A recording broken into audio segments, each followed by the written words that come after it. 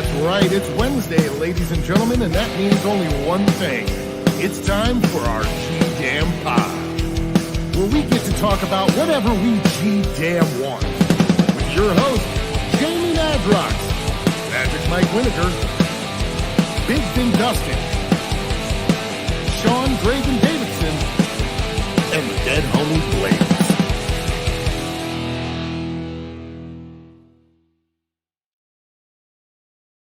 Yo. How y'all doing? Hello. RG-Damn Pod episode 55 is live. God damn it. What's up, y'all?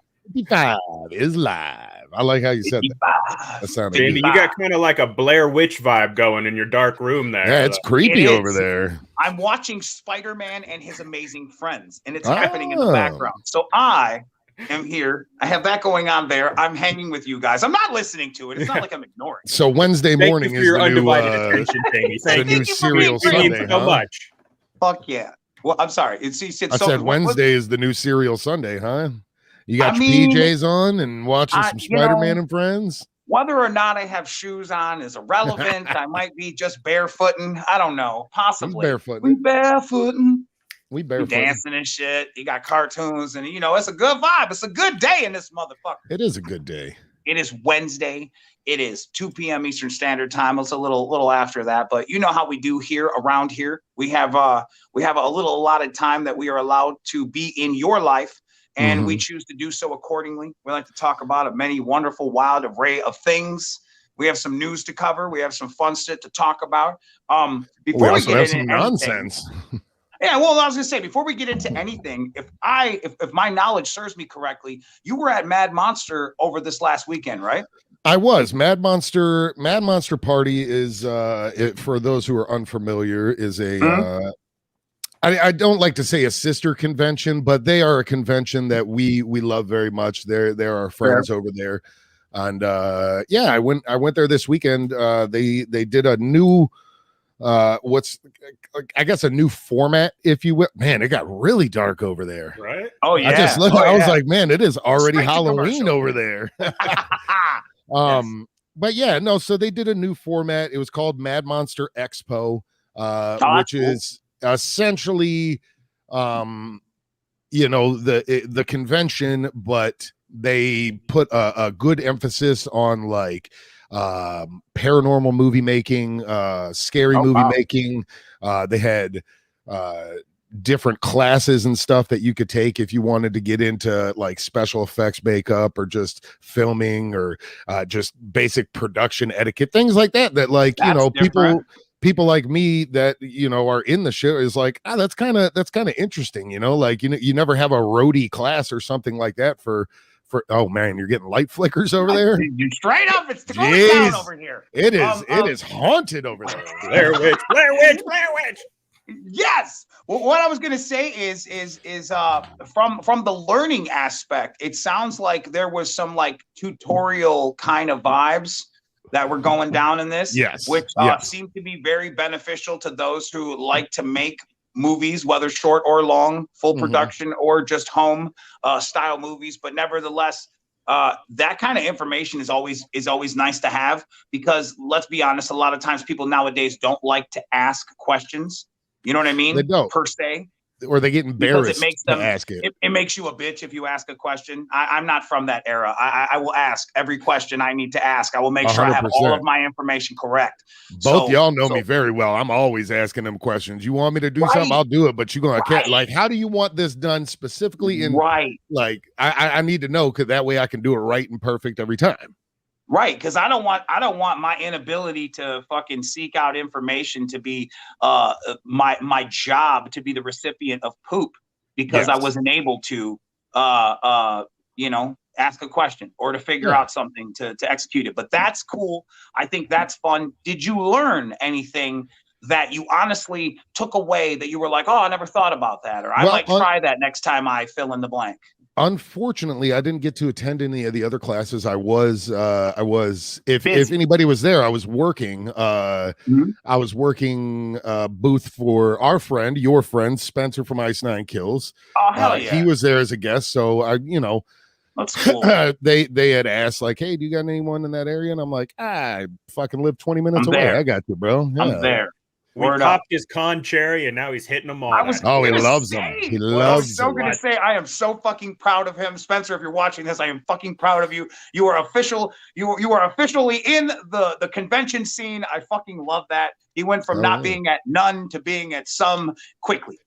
That's quickly. And it's just going to be a domino effect from here on out. You're going to see it's going to be old hat. He's going to be at all of them before you know it. And I love that. And he's actually he's very good at it. Like there's people that I've seen do the conventions, and when they meet fans and stuff, like it's I wouldn't say they're rude or anything, but they're just, not everybody's the most personable. And at a horror convention like that, he fits right in, man, because you know as well as I do, he loves it. He studies horror. And yeah, man, I think he had a really good time, and the fans were, at least the ones that kept coming by the booth, were like, yeah, man, he's awesome. So it was fun, but I didn't get to attend any of the classes that were there, and they got taught by some industry specialists in things. I know Megan Grant was there teaching. Like Savini or Nicotero. What are we talking? Well, I mean, you have none of those people. I know you are name dropping, but Megan Grant from the Get Dead crew, she taught some classes, and I know she does work with Savini. Mark Villalobos. Who has actually worked with you guys a while back. I want to say it was on Story of Our Lives video. He worked. He did makeup on that. Now he actually does makeup for a show called Legends now. Oh, that's cool as shit. Like a teenage drama, but with monsters. Oh, that's cool. Tom Devlin, who is a makeup and monster guy. Huh? Is that a WB? Legends. I thought it was Netflix. I thought it was Netflix. I want to say it's Netflix. Oh, Blaze, your dead homie. Welcome. What up? Hey man, how are you? What I missed, man? Sorry. Oh man, we were just talking about monsters and cons and stuff. Makeups. You said there's no real classes for roadies. All I could think of was the montage from Wayne's World 2. I knew it. That mic stand falls down. You go out there and pick it up. Pick it up. I think that was my only real classing when getting into the business. I just watched that a couple times. I'm like, all right, I got it. Let's go. It's the same thing when I started doing security work, and the guy teaching me was like, you ever seen the movie Roadhouse? Go watch it tonight. That's the orientation. Oh my God. You came to work the next day with no underwear on, thinking you were going to beat Dick everybody. and denim. Dick and denim. He came sans underwear, Dick and denim, looking to karate kick somebody with boots. Now, did you have socks on in those boots? That's the real question. Yeah. Oh, I want to say, I was going to say, I want to say that, like when you said that person who worked on our video has gone on to do stuff, I think that's cool. I just want to say that real fast. Like, I don't want to just like low key blow past it. I just want to say it. Like, I think it's neat when people who had helped us see one of our visions through continue to go on in their endeavors in life, and it takes them upwards and onwards, and they end up being parts of like major film productions or television productions. And I just think that's fucking awesome. Props to them. I just think that's so cool. You know what? And I think that live it, love it, make it happen. That's what I think. If this, I actually just remembered, if Story of Our Lives is too far back to remember what his face looks like, we also reconnected with him on the 2018 Warped Tour. He was the guy that was doing the Necrogoblicon makeup when we did that interview. I remember. Yes, I remember. Very, very, very cool people, and I just remember having that appliance. The technical terms. Appliance glued to like the latter portion of our heads, and we were told not to try to rip it off because it was glued very well. And of course, did you have like a straw in your nose, a couple of straws in your guy's nose? Well, you guys had to cast. Yeah, you had to cast it, and then they made the makeup. That was when they do it, I forget what the name of the glue is. Like the standard one that you would get from like a Halloween store is called Spirit Gum, and you can take that off. It sticks, but no, this other one, I remember the first time I had it on, and I was drunk when they were trying to take it off, and it just kept taking too long, and it was pulling all my hairs. I'm like, no, let me pull it off. And they're like, no. There goes an eyebrow. It was like, and like ripped some of my skin up, and I'm like, ah. You're like, yeah, that's what you get, you fucking asshole. Oh, it seemed like it took just as long for y'all to get that stuff on as it did. Oh yeah. Oh, absolutely, absolutely. So know that, and it was ladies hot and gentlemen out there watching this right now, when you see that cinematic gold, whether it be on television or on the big screen, know that those people put in that effort to make those creatures and characters and special effects happen. So and Blaze is absolutely right. In some senses, it takes more times to set them up and take them off than it does to actually capture them on film. So props to those people who make that magic happen. Not even considering the casting or anything. Like the day you guys showed up to shoot, I guarantee you were in that fucking chair for at least 5 hours. Oh, before absolutely. Just getting it on before you could even shoot. You probably shot for what? 2 hours, 3 hours to capture that, and then it probably took another 3 hours, 4 hours to take that motherfucker off. True. Like, it's a lot of work. Absolutely. Ask Robert England. He can explain our pain to levels of severity that none of us know. And that's why you see all those pictures of them just sitting around, like with it on, because it takes so fucking long to do. Like, I'd rather just sit in it. Can I go to bed with this on and wake up and you just touch me up the next day? Ooh. Yeah, I swear they were talking about Jim Carrey had some system because he was doing the Grinch. And there was some shit, it took them forever, the same shit, like to get them prosthetics on.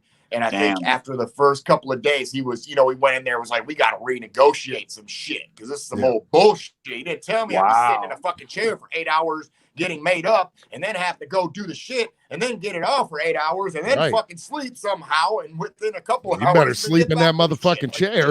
They said, here, try your tears with these millions. Some system where he could just pass out when he was in it. Right. He tried his tears They had him in a chin brace to do all the rest. Oh my god. Yeah, hell yeah. He was just asleep. Yep. And they were just sleeping. Like, can you imagine him just going, like, just being crazy? I mean, I know he's not like that all the time, but if he's kind of like getting into mode, just being like crazy Jim Carrey, that poor makeup artist, like, sit still, hit him with a drink dart. Right. Like fucking doing up Robin Williams or something. You're like, oh my god, and I'm here, I'm there. I'm like, all right, hey man, I got earplugs in, I can't hear shit. He's been talking to me for the last 12 hours. I haven't heard a goddamn thing. Fuck. Yeah, Mrs. Doubtfire too. Right, you had to do that for Mrs. Doubtfire, same shit, right? You had to sit there for real though. But don't think they got it done, but don't think that's how it works. Like in Mrs. Doubtfire, when he was just like, "Oh, here's the mask, hello," like that. Like, hell no, absolutely, it don't work like that. Not even close. Not even a little bit. Not even a little bit. All right. It was a run by fruiting.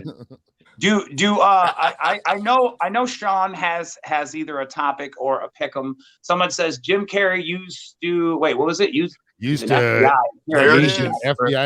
I read some shit. That makes sense. Really? Wow. I wonder if that's real or if you're just breaking our balls or whatever that is. I think he's telling the truth because I think I read something like that. But what would be the use of that? Just to be able to sit there for 8 hours and tolerate it? Just sit there, essentially. Some people, it's like torture. It's like torture. No, for sure it is. Yeah, or to try to don't touch it. You can't touch your face, and they're just messing with you. I don't have any of that. I'll tell you right now, that airbrush shit, when that shit comes across your fucking eyes or nose, or it's so fucking cold because they use like 90% isopropyl on it, and then it's just blowing air like really high pressure, like it's fucking freezing, and you'll just sit there like get it out of my nose. Right, it hits your ear. It's loud as fuck. It's like ice. Just oh my god, I hate it. I hate the airbrush. You get hit with that air gun. Get your ass up. Yeah, right. You're sleeping and farting in the chair. That's what we need on Matt farting in the chair, man. Make your ass up. You farting in the chair, man. Get up. All right, I gotta warm it up in here. That shit's cold. Yes. Fuck yes. I love that. All right, Sean, you gotta. I heard you got a pick'em or a topic or something for us to stab at. I thought this one was kind of interesting. I don't think we talked about it before. Okay, let's talk about it. No. Okay. If you had to learn the game from one of these CEOs in music, who would it be? We got Jay-Z, Master P, Puff Daddy, and Dr. Dre. Mm-hmm. Obviously, all very accomplished in different ways. lot of different. So I gotta take my biases out of who I like as an artist and who I don't like as an artist, and just look at it from a strictly business side of things. So you may not think Puffy or Master P right away, but business-wise, they did some. Business-wise, they're all fucking. Yeah, I was gonna say business-wise, they've all stood the test of time. An apprenticeship with one of these guys, you got to shadow them for a year, be their right-hand man in all their meetings, seeing how they do it day to day. Who would you go with? Honestly, I think I would probably go with Dr. Dre. I don't know. Just, I watched a couple of documentaries on him. Give me the why. I want to know the whys. Just tell me the whys. I forget what it was called, but it had like Rick Rubin, Trent Reznor, Dre, a bunch of different guys, and just how they kind of go against the grain and did it their way. And they have people are sounding off in the comments. Just the way, I think just from a producer standpoint, the music he's able to make, the ear he has, but then also him getting on board with beats and that kind of stuff, like always kind of pushing it forward, looking for new opportunities. Like he could easily have just rested on his producer money, but then he ended up making umpteen times that with beats and the licensing and that kind of whole partnership with Apple. Right. Yeah. I think I got mine. If I had to say mine, I'm gonna say Jay-Z. I'm pretty sure he's the only billionaire. Dre has an estimated of 800 million. I don't know what the other two are, because I did think about that too, but I mean, Jay is the only billionaire. So yeah, I don't know. I don't know. I'd have to go from him. He made the most money. You say what? I'm gonna Blaze. Unless you want to go first, go ahead. If you want to go first, no. I'm good. Okay, I'm gonna pick Jay-Z, and the reason I'm picking Jay-Z is because I am fascinated by not only his longevity in the game, his ability to reinvent himself and still be musically in the game. All of these other people who are on the paper are all tied to music, but they're not doing music. Dr. Dre's been working on a record that's supposed to come out 20 years ago, and I don't know if we've moved on. I never really got the memo. It was like Detox or something like that. It kind of came out. It kind of came out. Okay, see, and that goes to show you, like, the expectations. Not the way it should have, but it kind of came out. Right. Okay, so then thank you for filling that void for me, because I did not know that. I would say, where is the Chronic 2021? Okay, well, we'll check this out. Not only did for me to still be with the Jay-Z pick that I picked, I'm also interested in Rockefeller, the clothing line, the idea of how Rockaware, the whole nine. What was a movement that came about, a clothing line that actually continued, and then it has its whole legacy before it folds and becomes something else. And it's just like the idea that they were able to do a business that started with music and went to a clothing line and became part of fashion, and quite frankly, like, was part of the fashion scene for a great while. I mean, let's be honest. Like, it was when all those magazines and shit were hitting, those ads were in there, people were getting that shit and picking it up, and it was just like, wow, man.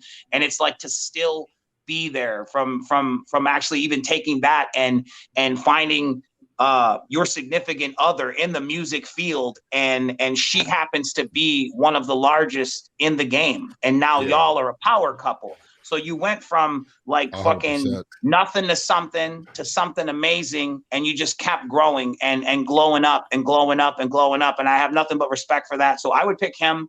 Not that I don't have respect for the other three cats. They're all cool in their own regards as well. All did very well for themselves. All doing very well for themselves. But if I must pick one, it would be Hov. H to the OV. Yeah. All right. Well, at first glance, I was gonna go Puffy just so I could say breast milk. You only drink the finest Cambodian breast milk. The finest Cambodian. Oh my God. No, for real though. But no, 100%. I was gonna go straight to Jay-Z as well, and a little bit on the same lines what you guys are saying. But it's longevity in a whole different realm. Like, he has moved on to like a sports agency business. He kind of has ownership in one of the teams somewhere. he has a whole bunch of new stuff that has endeavors that are all completely different than what is music. So, I mean, if you're looking to learn stuff about music, though. Call Shaq, because Shaq was not on the list. If Shaq was on the list, I would have picked Shaq. Shaq is the motherfucker who continues to do business. He just said it. He continues to buy and own everything. I mean, he does. Shaq, I play Shaq Fu. No, for real though, it's like I got Shaq's back. He's got so many different endeavors from that to I love you, you mentioned some like Rockaware and different things like that. And he's branched off so well and he moved on. It's like he doesn't really have to do music, and that's where he sits now, even to the point where he got to a point where he did what no musician ever does. Like I'm gonna retire after this one. I'm done. I'm just done. The Black Album, and I'm dropping it, and I'm done. He just did that. Like, people don't do that shit, and that's what he did. So, and he still moved on, like you said, and continued to just push and get bigger. So that's it, Jay-Z. Nice. Damn. Well, I did look it up, net worth of all of them. So in order of richest to least richest, it goes Jay-Z, Dr. Dre, Diddy, and then Master P. Jay-Z being the only billionaire. Now I know people are saying that Dre sold Beats to Apple for $1 billion, but you got to remember, or $3 billion. But Dre did not get $3 billion off of that deal. Like, he had partners in it. Like, but yeah, he's worth like $800 million. His name was attached to it, so he gets the credibility. But agreed. But people see that, he sold it to them for $14 billion. He must be worth $14 billion at least. Like, no, that's not how it works. No, right? Yeah. No, that's crazy. Someone else was asking if we could collaborate with the people on the screen musically, not as business proteges or watching or any of that sort, and just on a music aspect. Who would you work with out of the 4 on the screen? As all of us, or as somebody asked that in the questions? Yeah, I mean, I think I'd still go with Dre. I just think from a producer level, I think I'm definitely going with Dre. He's got the beats I like. Yeah. Interesting. As far as beats and just the people he's worked with, and the level he's taken other artists to. And working with, I feel like, school would be fair. Okay. I'll make it unanimous. I'll pick Dre too as well. I would feel like of the 3, I would love to do music with all of them, to be honest with you. But if I must only pick one, I would probably pick Dre, because I know that his beats are synonymous with a lot of people's fandom. So instantly more people will give you a chance because it's his beat. So like from a business aspect and from an artist aspect, I think it would be a win-win situation to work with him. Blaze, who would you work with? I mean, I would probably have to say Dre first and foremost. West Coasting, but it's got to be unanimous. I would, like I said, the only we've always gravitated towards the West Coast music. I have more so that's my reasoning. But also, like I said, I think it would just be legendary to do a track with Master P, just so we could be like, make him say, damn, he took it to the nah. I still got my talking Master P doll. I'm calling Master P, but man, other than that, right. I mean, we've worked with Master P in the past, so like I didn't want to waste one on someone that we already have. I picked Dre because Didn't we have Master P at one of your guys' like late night gathering parties? Didn't Master P come out? Wasn't he like 7'2"? Is that who that was? Tall as shit. Hell yeah, I remember handing him the microphone, and this motherfucker was up here, and this goddamn hand swallowed my whole shit. Like, I was like, damn, P. Move on, little motherfucker. Right. Your ass off the stage. Move on over, little. Oh, you supposed to be security, little motherfucker. Right. He is calling you little. Huge. I love it. I love it. Yeah, right. You like, security, Connie. Right. No, I come up. Master P, where's P at? Here he comes up the damn stairs. Damn, dog. Like, holy cool, fuck. That's actually cool. That's the type of stuff that memories and history are made of. So I actually enjoy that, and I think that's cool. I want to take this time now to do what I always do, which is friendly remind everybody that Unlikely Prescription comes out this Friday, 9/10/21. That is this Friday. It's got Neon Vamp featuring Danny Filth, No Change featuring Matt B from Ashes to New, MV featuring Spencer Charnes, Ice 9 Kills, and a plethora of other songs that you may or may not have heard. A lot of brand new material still waiting to be unlocked by you. Don't forget, this Friday, I will come to your house, write it backwards on your forehead in Sharpie so you see it every morning when you brush your teeth. He'll do it. You brush your teeth. He'll do it. If you don't brush your teeth, my tactic all falls to the way. My tactic falls to the wayside and you won't see it. So maybe I'll write it. Maybe I'll write it frontwards on your toilet. If assuming you. I need you to see this. What if they sit the other way, like You're facing supposed to sit the other way, according to so you have your. Come on. You guys you have a little shelf. Number 3. All right, we go right away from unlikely prescription, right to straddling toilets. Oh, the horror! Oh, the horror in the house. Look, right. They heard you say straddling toilets, and they were like pumpkins and peaches, pumpkins and peaches. You know, you love those guys. I just shout out Jonathan. I hope you're doing well. I hope you're doing better, motherfucker. Yes. Yeah, man. The shit is real. Be safe. Word on the street is there may be a video Friday. Yeah. This is what I got told. There might be a little drop when I seen a little preview of it. I don't want to say anything that I don't know, but I will strongly suggest that both of you are speaking truths. Well, and the one thing I actually don't know which one comes out next, but I'll be surprised like everyone else. But I mean, well, I too. Where did I see it? Will share in the surprise of you with you. What is it? Where did you see that? All the videos that are coming out in the future are awesome looking and absolutely super proud of them. So I seen that on your Instagram account. We can't. Oh yeah, no, I seen on your Instagram account you had a freeze frame picture of you from one of those, and I knew what it was, and I don't know that anybody else knew what it was. And I was wait, the one with the no, that's the one that's coming out. I thought. Yeah, possibly. Yeah. Nevertheless, they're all coming out. They're all coming out in due time. In due time. Parasite. Parasite. We have several, and it is posted. So yes. Okay, fair enough. Say it again. Parasite. Say it out loud. Parasite. So that's when? This Friday. This Friday at 1:30 Eastern. Okay, so this Friday at 1:30 Eastern Central Time. Be sure to check out the new video Parasite. It's from Unlikely Prescription. The album drops Friday. If you haven't heard it, you need to hear it. It's a brand new song you haven't heard with a video to accompany it. I don't know what more we could do to show you our enthusiasm. It's been said, it's been done, and we are ready. We are ready to unleash this motherfucking beast this Friday. Yeah, it's a new day. It's a new era. Look like you got some crazy shit on your faces too. Oh, we do. Great. I can tell it's you because of your mohawk, though. See, you don't be trying to point out my characteristics. I am just saying. Okay, you're right. I know that's you. No, I can't tell the other two. I don't know which ones. I don't know which ones are the other ones. Fair enough. That's awesome. Well, that's cool though. We appear in amenity. Yes. I love that. Hey, so gear up, get ready. Check out the videos that are already available. Neon Vamp dropped not too long ago. It's still fresh and new. Go ahead and give it another test drive. Take a spin, kick the tires. I was playing Envy all weekend. And I know a lot of people are getting their pre-orders. Yesterday, today. So make sure you're posting a picture, wearing the gear you get. Let us know your favorite song. Yeah. Let's see it. We want to see all of it. Yeah, I got my long box. I got my long box.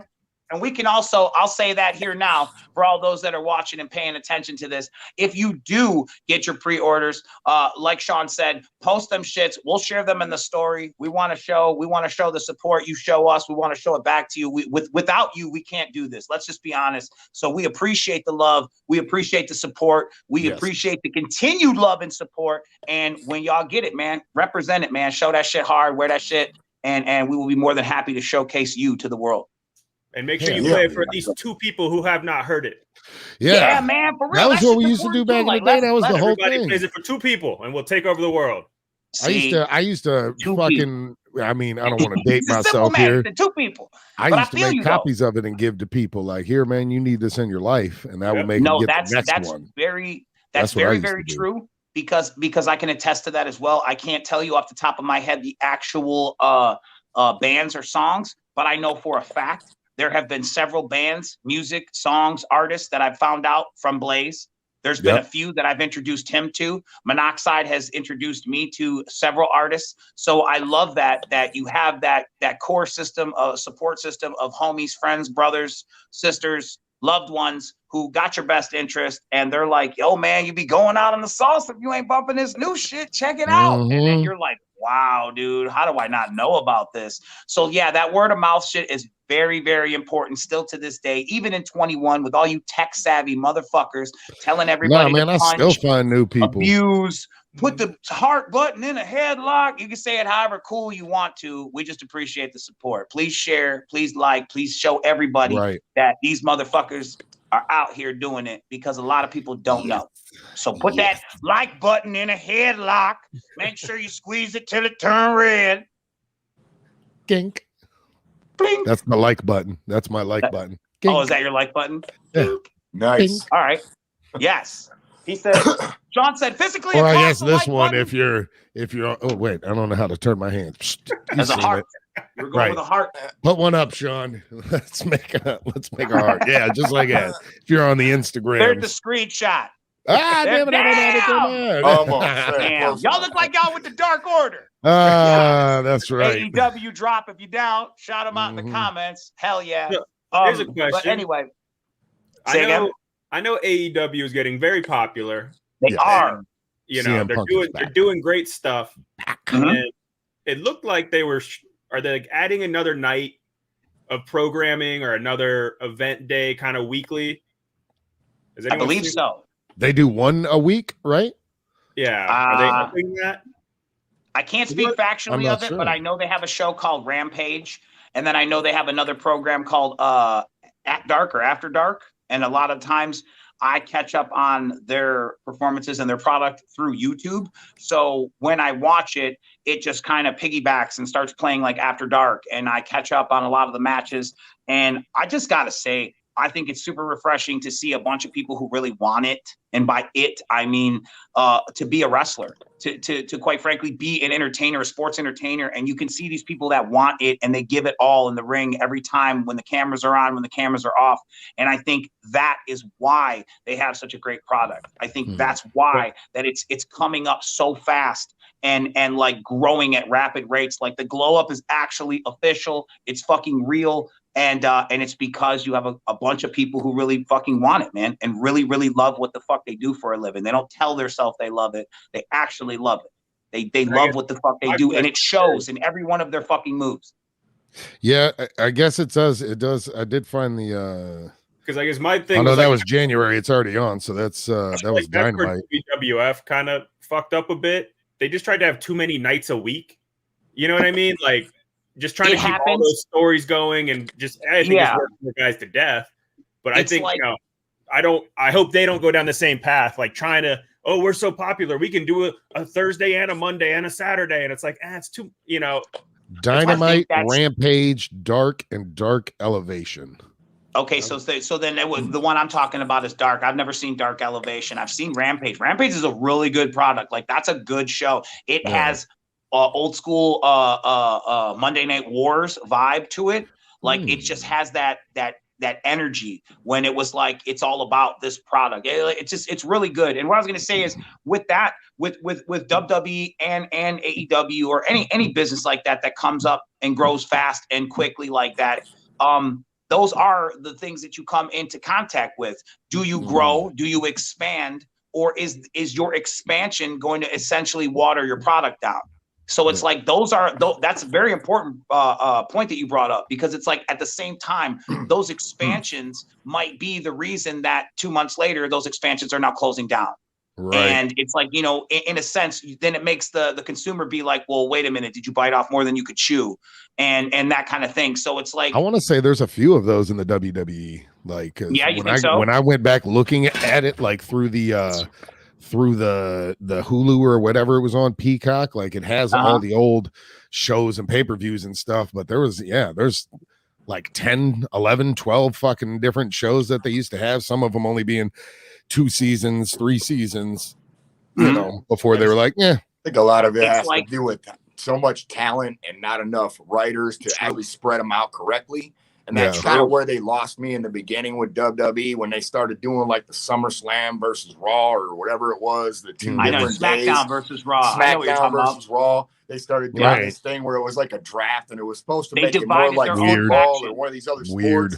but it really lost me because I was like, what happened to, like, you know, when we were coming up, there was always one main champion, and then maybe like they started creating belts like a TV title or simpler times, Chris. U.S. belt, the heavyweight belt, the cruiserweight belt. Yeah, so and I think as times got more, they started to do that because they had so much talent. They're like, well, we need to figure out ways to make these people matter too, which makes sense. But the problem is they grow so big that they have to like make these different days, like Sean's saying, and then they don't have the people you want to wrestle each other wrestling each other. Or a guy that, like Jamie said, these people, they look like they really want to be there and they want to be wrestlers. And I don't have that. I don't think that's the same. I don't say it's not the same with people at WWE. They're the same way. You just don't get whoever the is writing their stuff has fully taken out whatever it is, their soul of their wrestling and their build, what they feel like they are. And now they are just working it. And that's kind of what happens, I think, in some of their people. It goes from being a passion. That's the problem with anything, whether it be wrestling or whatever you do. If your passion becomes work and not the other way around, you can see it, you can sense it.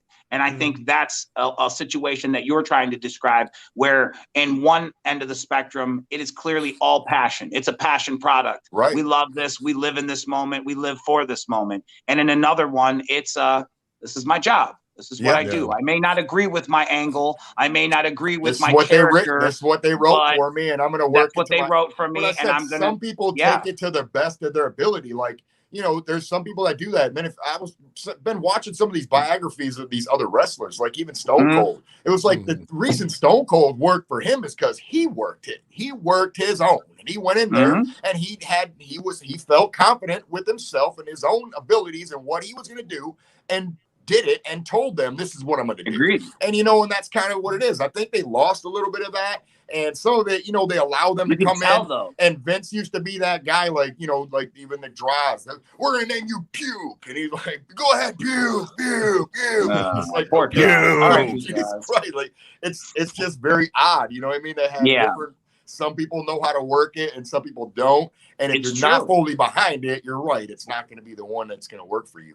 And I just think you get to that quality over quantity. You know, they're like, oh, it's so popular. We can add another night and make more money. And I get it, but it just, like you said, it keeps watering it down a little bit every time. It does. It tends to do that in certain things. Stay to the core, and you can ride it longer, I think, and have, you know, more valuable product than just, we could have shows 5 nights a week. Like, fair. The time era, that I speak of, that Blaze and I are from, or when we would watch wrestling, it came from, you could only see it on certain channels when it was AEW and all that back in the days. And then it, like, Vince McMahon kind of commercialized it and brought it into homes.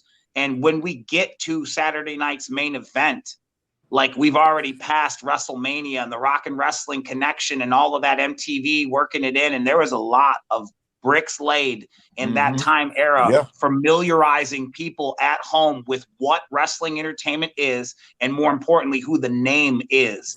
And they did that so well that after a while, it was like, yeah, dude, it's like you said, you had nowhere to go but to expand outward. And once you get to that point, you're like, you know, have you done too much? Because when Saturday night's main event came around, that was a big thing.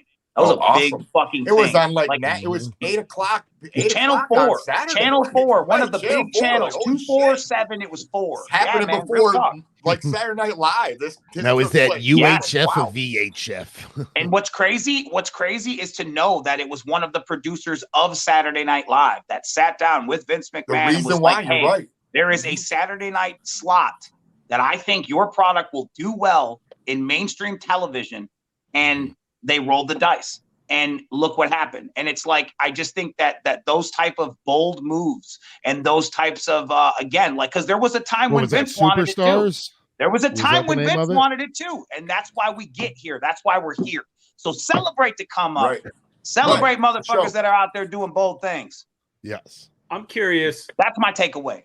I wonder, is AEW doing it a little different than WWE? Like, are they giving health insurance to their dudes and paying for travel and some things like that? I'm curious, I can't. I'm curious the business model, because I just know so many guys like WWE, you watch these biographies, like they pay for their own travel, their own lodging, their own health insurance. I think one of the reasons why the WWE thing is going bust is because of that. Like, I think they are really trying to get to a unionization or something of their wrestlers, and to be able to do these things, and they all sign contracts to not be able to do that, or you know, non-disclosure agreements and things, so they can't talk about these things either. Is what it's what you're led to believe just by seeing all the multitude of wrestlers that have been dropped or have just left, and they can't talk for this amount of days, and then they finally can.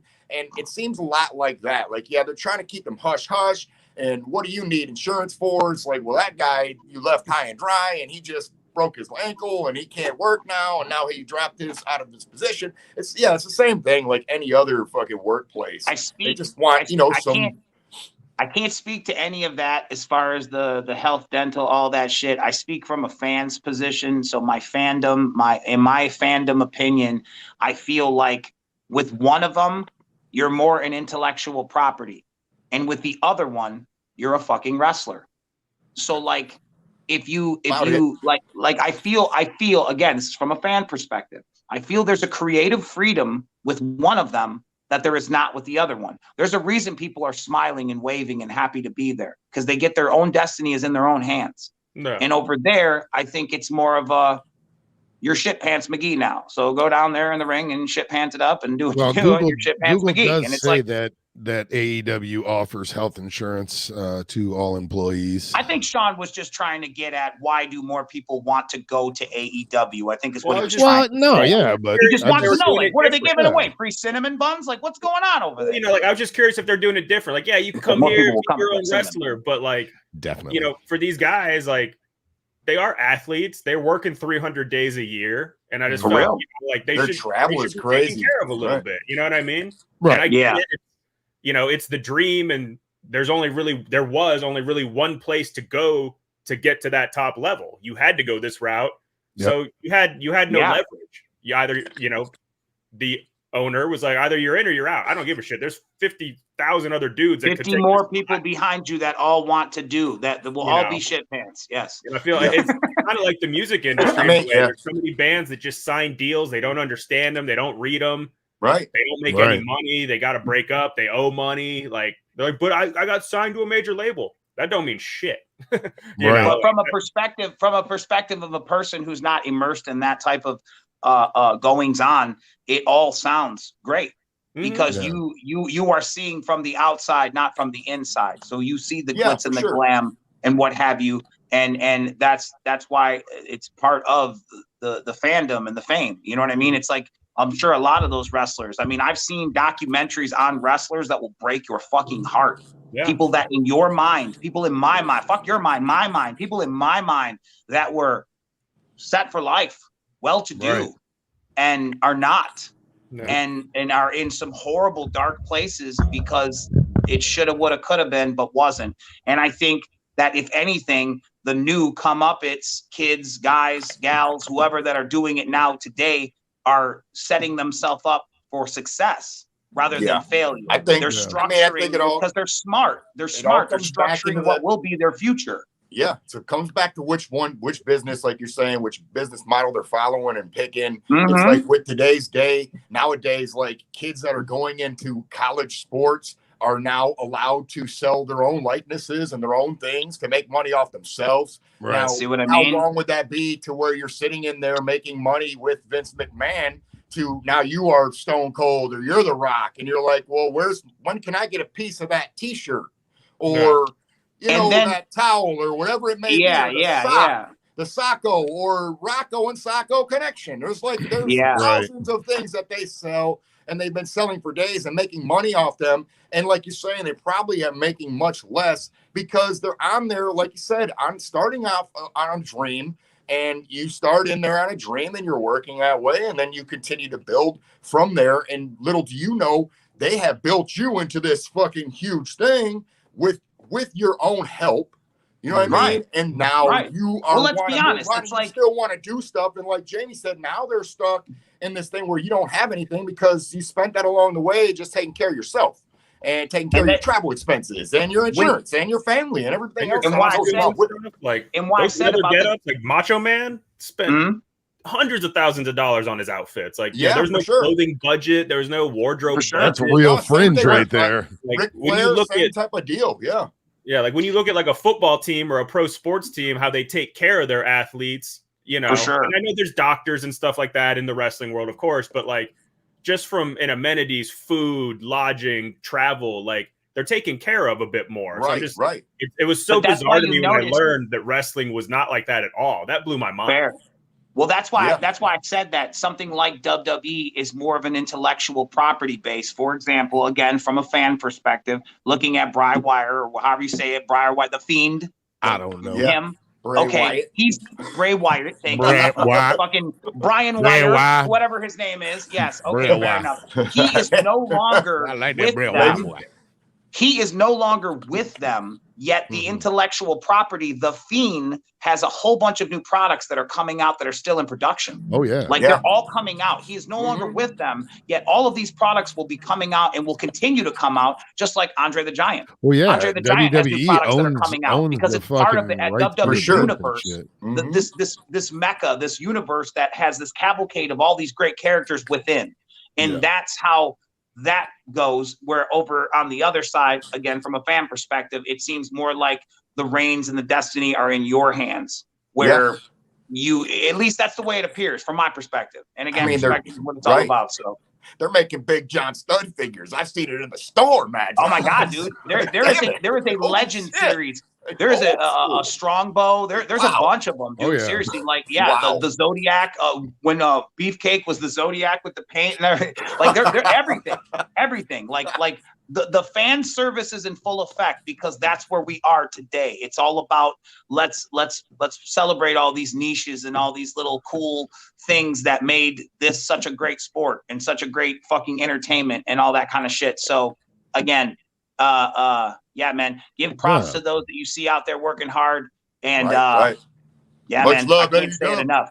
Much love. Yeah, much love to AEW. Much love to WWE too. Yeah, you know what I mean? Much love to all the wrestlers too. That's right, man. We love and all the wrestlers been good to us. All the alumni and all the cool motherfuckers who paved the way and made entertainment for us to make us want to do what we do today. So, whether that be in the ring or in the booth or on the streets or in the courts or on the football fields, or I'm running out of places to be. Be all them places. You want to make money, Tommy boy. Right. You can be all them.